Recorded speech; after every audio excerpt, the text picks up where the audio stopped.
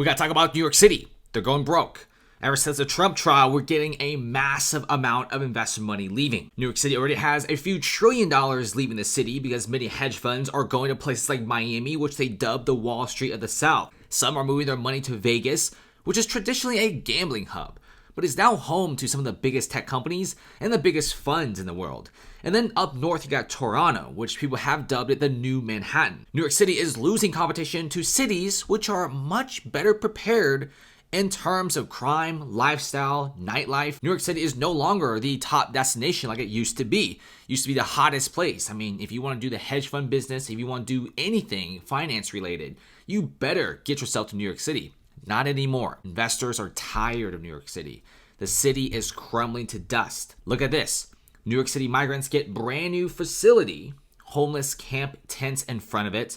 This is a big deal because this is not some cheap migrant shelter, guys. Check this out yourself on TikTok and X. You can see it's a fantastic facility. It's massive. It's very new. And guess what? It's very expensive. Who's paying for it? The taxpayers. And are the taxpayers getting anything from this? No. And the reason why everyone's so frustrated about this is New York City is just spending so much crazy money on the migrant crisis. In fact, Mayor Adams says that they're at a budget deficit.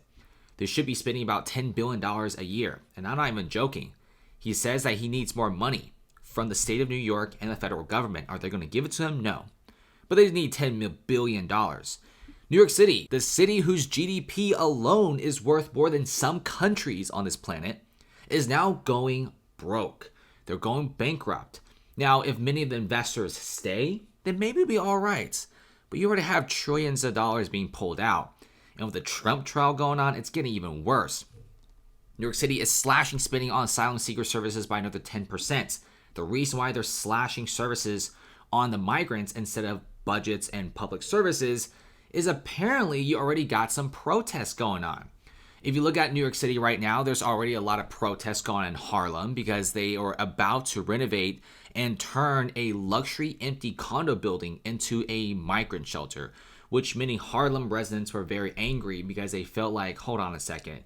In Harlem, we have a lot of people who are struggling and living on the streets, but you never were willing to turn an empty condo building into a shelter for them, but you're willing to do it for the migrants.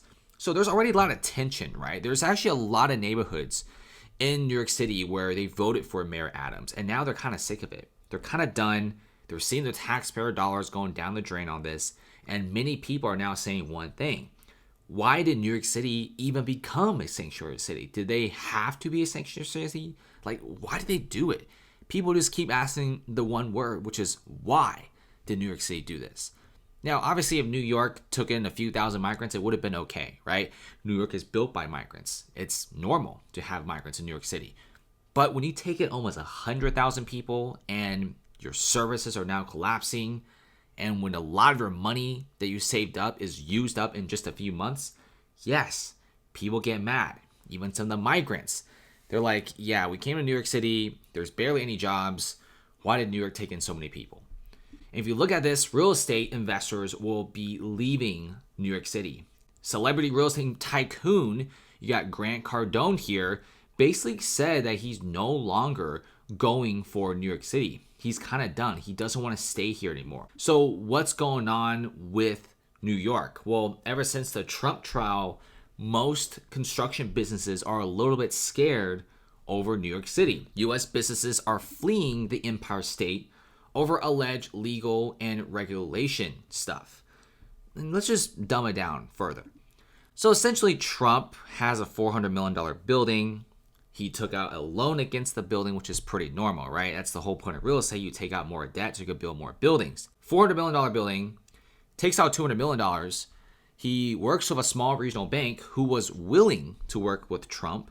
So there really isn't anything to talk about here, right? It's just a normal everyday business transaction. Both parties agree. But for some reason, the judge of New York City ruled that Trump is guilty of fraud, despite the bank literally coming in and saying, hold on a second, we agreed to work with Trump. This wasn't like anything crazy. This wasn't like blackmail or anything. But the judge's like, nope, we don't want to hear it. Trump is guilty of a $355 million fraud case and is forced to pay almost $400 million or else maybe even when his buildings in New York City get seized. This freaks out every real estate investor in New York City because this is not anything super crazy. Real estate developers around the world take out loans with their building as collateral. But apparently in New York, it's different now. So many real estate developers in New York City are panicking.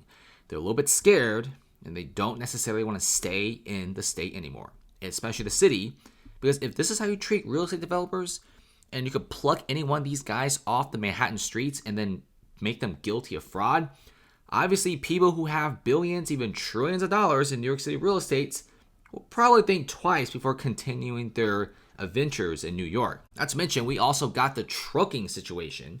You already have a lot of people responding to the threat of truckers to stop delivering goods to New York City.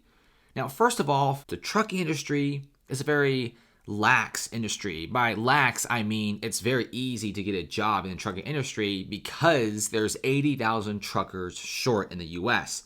It should grow to 200,000 drivers by the end of the decade. And it takes a long time to drive a truck, and the burnout rates are crazy. And I honestly applaud anyone who's willing to drive a semi-truck. It's a very tiring industry. It's an industry that gets a lot out of you, and you're almost never at home. You're away from your family and friends all the time. You're always on the road, always caffeinated. It's a very tiring job. And I don't really think the migrants will be taking over trucking jobs. I just don't think it's going to happen, especially this is a job that's very demanding, and it also takes a lot of training as well. And one of the things about truck drivers is the boycott is already kind of working. In fact, many shipping agencies are already offering people like extra 20% or extra 30% or extra $2,000 to $3,000 to ship their load to New York City. If you look at some of the statistics and what some of the truckers are talking about on X, it's given about 15 to 30% of truckers are refusing to drive to New York City. Now, obviously, not every single trucker is part of the boycott. Some are still willing to go to New York City. Some are even more willing because prices went up. But you get the idea. Goods will now be more expensive for New York City. And not just that, but you also have the investors fleeing and people are getting tired about it. New York is literally going broke, guys. And when I say broke, I mean broke. Look at this.